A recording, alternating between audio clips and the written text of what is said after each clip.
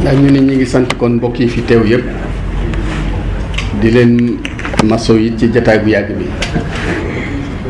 waaye ndigal jar na ko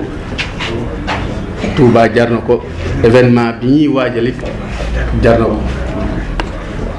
mu mel ne kon coono yëpp coono yi mbégte la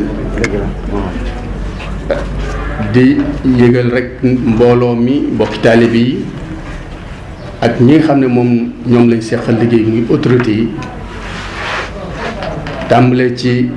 président Abdou Lahad Ka ak autorité administrative yi yëpp yi aju ci ñi nga xam ne màggal gi concerné leen ak ñu ca mën a toll ak rôle bu ñu ci mën a am rek ñoo xamal leen ne leen ci turu Serigne Cheikh Bass Abdou Khadir comité d'organisation grand magal de Touba noppi na pour teeru leen noppi na pour ànd ak yéen gunge leen jiite leen nit ci magal